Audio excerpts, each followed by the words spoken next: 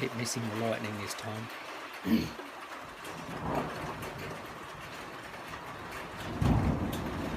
There's the thunder. The lightning was just before that.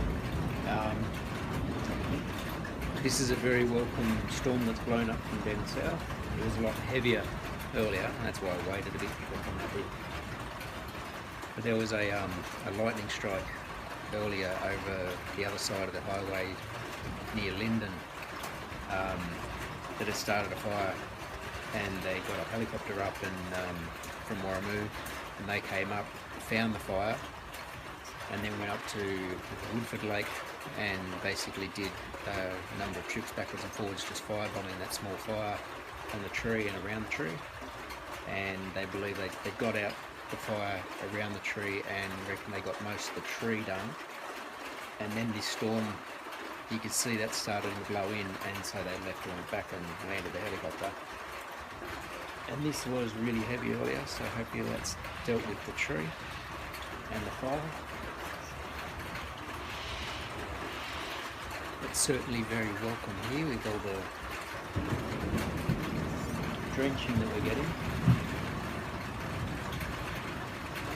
I just hope the lightning stays away, because we keep getting lightning strike fires everywhere. I said there was that one just a couple of hours ago. And unless this rain is super heavy, a lightning strike is still going to start a fire in the rain. Anyway, I hope this rain hangs around for a while.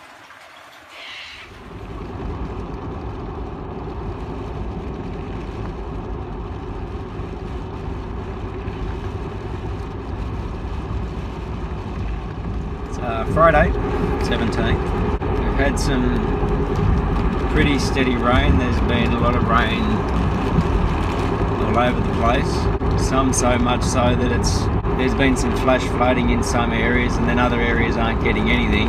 We had a couple of lightning strike fires yesterday. It seems like the fire brigade got on top of those pretty quickly.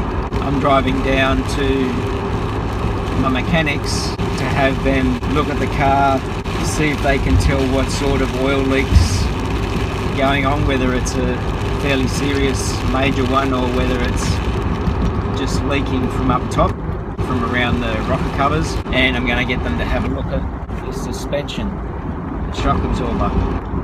And after that, we booked our two little boys into the vet, get their shots, have a little bit of a checkup. My wife's following me in her car. I'll just get into her car when we get to the garage. Run a few errands and stuff for the day while we're waiting. But we figured, well, the car's got to go in.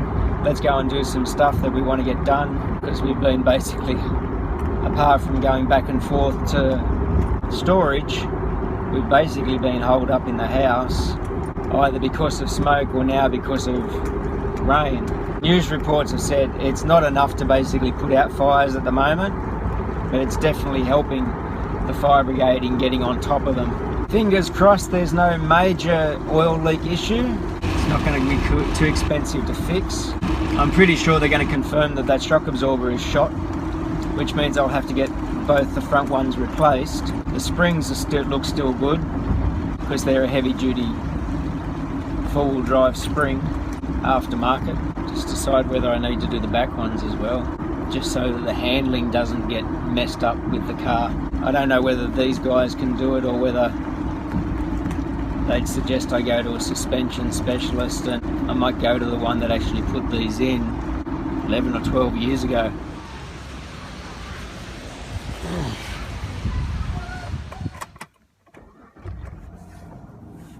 A second diagnosis was confirmed. Front shock absorber is shot. $700 just for the pair for the front, $300 for the pair at the back if I wanted to do them all at the same time. Labour on top of that. That was their ballpark figure. They said they could obviously ring around for a cheaper set of shocks, but I can ring around a couple of suspension places, see what sort of price they throw at me. As for the oil leak, they said that's just basically a pretty major leak from the sump gasket.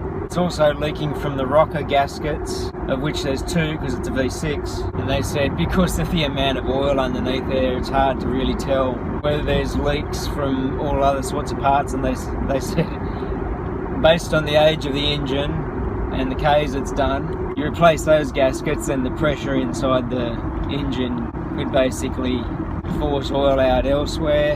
Kind of gave me a worst case scenario. You replace those, you could blow your head gasket. But this car hasn't had anything done to the engine. It's still intact from when I bought it. The only new parts that have gone on it, the brake master cylinder, the ABS unit, the aircon compressor, front hub assemblies and front drive shafts. So the engine, apart from spark plugs, is as it is when it came off the sale yard when I bought it brand new. My wife said, do you think you should be getting a new car? Get a new car, scrap Max and scrap the Suzuki. If the bolts are easy enough to get to, I can do the sump gasket. Could probably also do the rocker cover gaskets as well. I don't particularly want to do a whole engine rebuild on this.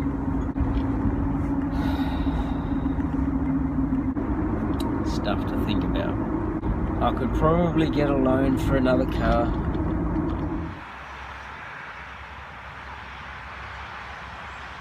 Another day going into the city for riding, and I always lose track of time in the morning, especially when I want to catch a train. Flew down here.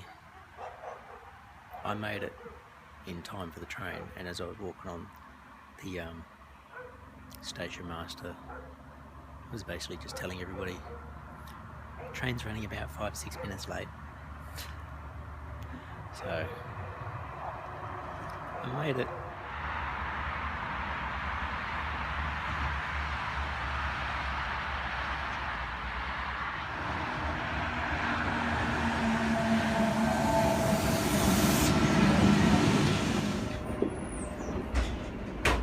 Doors closing. Please stand clear.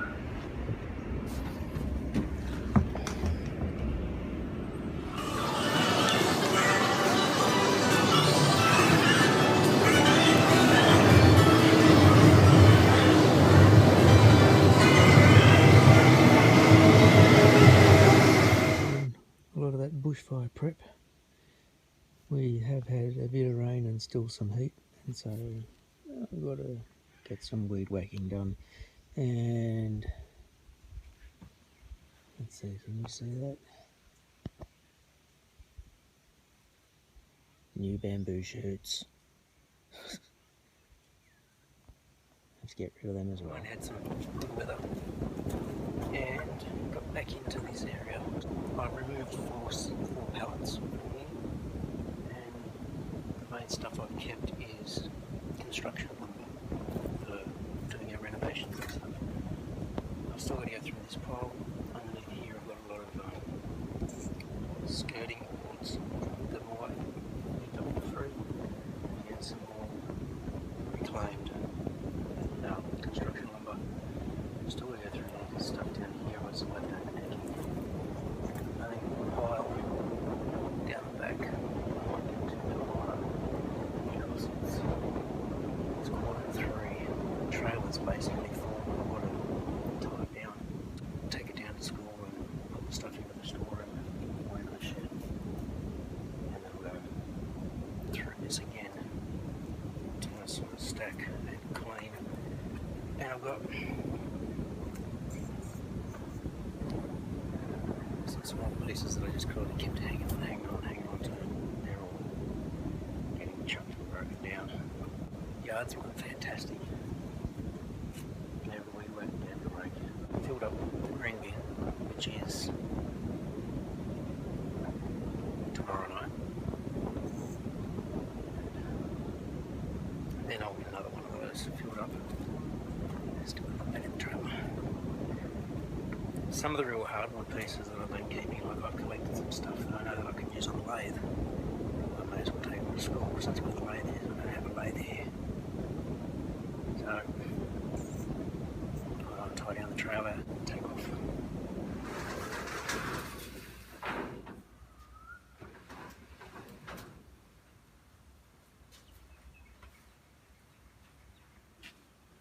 Seems like I'm in a really familiar situation. Last time I came down, I did just toss a lot of stuff in here. I tried to be a little bit organised, and I know that I've got all these little bits of Sydney blue gum, which I got off a mate who used to work here, when he redid his floors, and he had a parquetry floor down, so there's stacks of this stuff, you know, the glue on the back, and then a lot of the stuff that I've been bringing down I actually took away from here to try and use at the house, but it really needs to be better organised. Like I said, I've got those the bits of hardwood, and I noticed I've got a few bits down here from the last time. I couldn't remember what I actually bought down, except for those really big pieces. A couple of pallets that I bought down last time just here, I might throw them into the trailer after I get all the other timber out and take the pallets right up to the construction zone. And I'll just get the timber into here because I can try and get that into the racks somehow.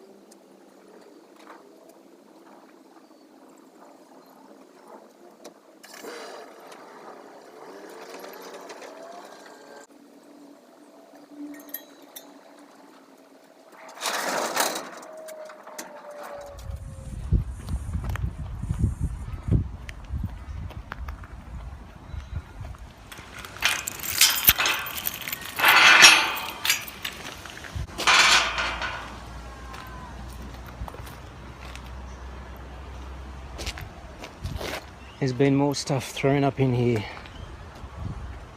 over the break. Need to get that rack finished. So there's my pallets just inside the construction zone. I forgot I had that rack over there, so some of the stuff can go into there because I think that's where I got it from. There's more steel here which needs to go away, which I'll probably do when we get back to work. I'll bring the trailer down, load it up. I'll have to dismantle those to do that. Trailer's empty. Pack it up, wind up my rope and get going.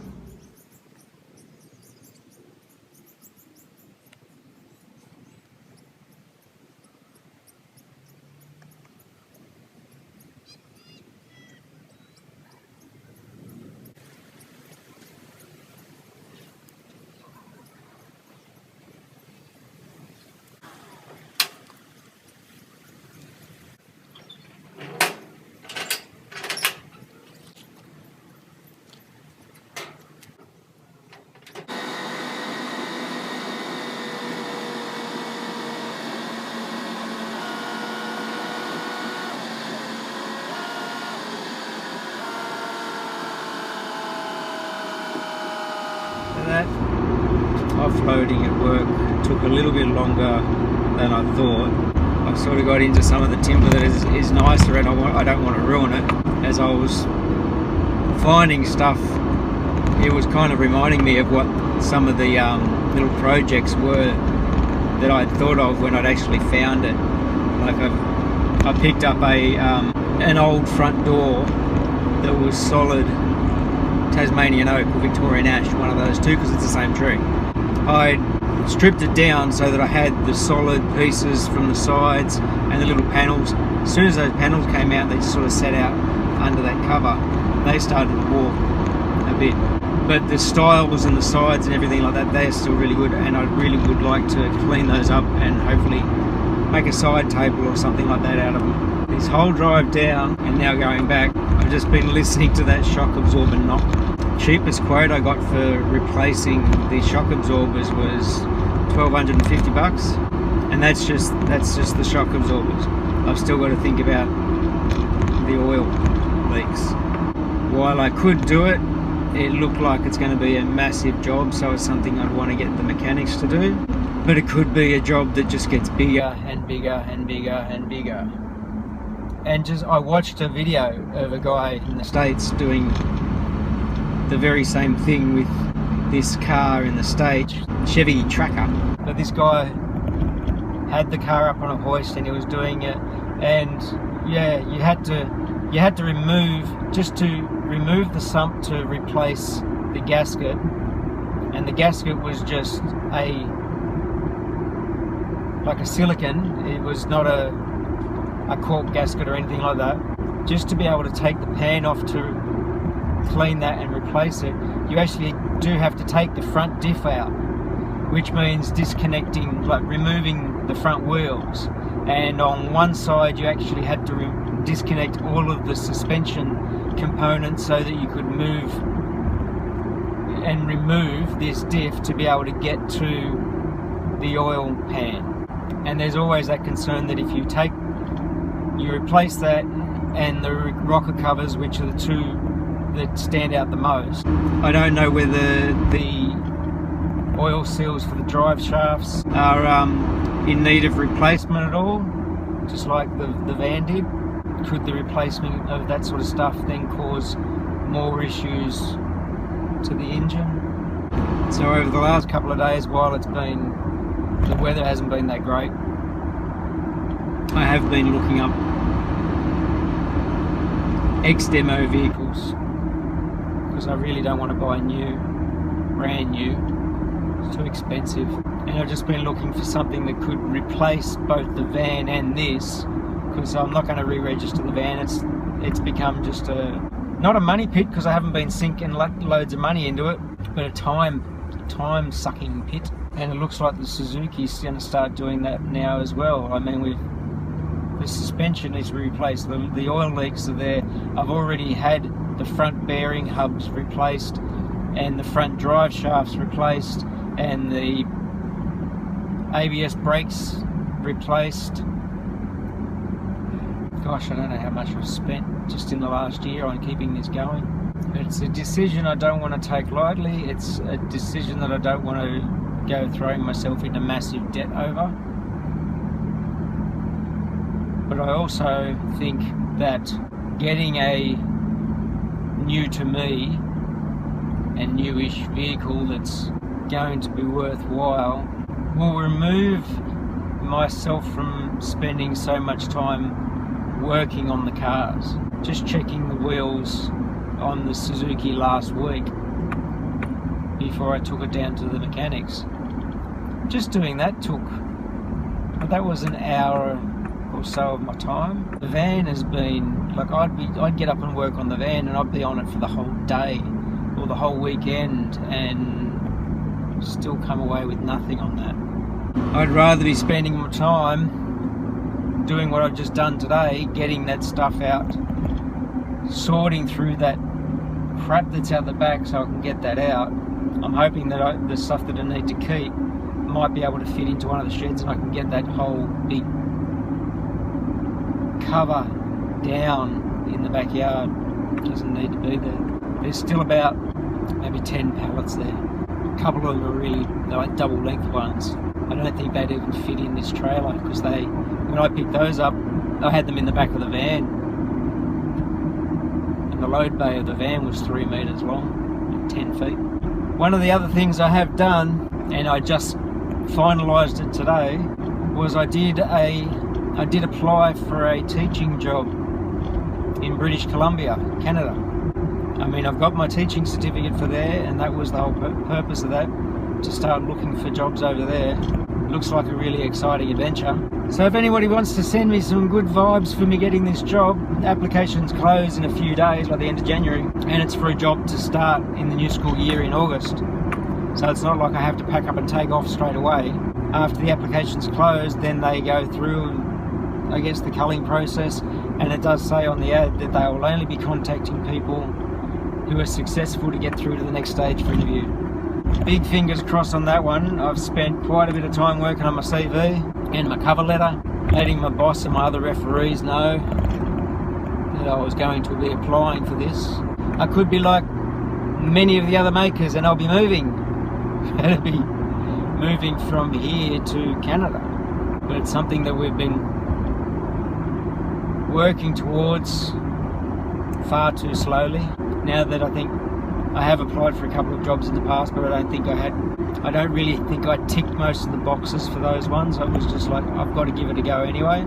This particular job, I think I more than tick a lot of the boxes for it. I've been researching the school and it looks like a really exciting place to work.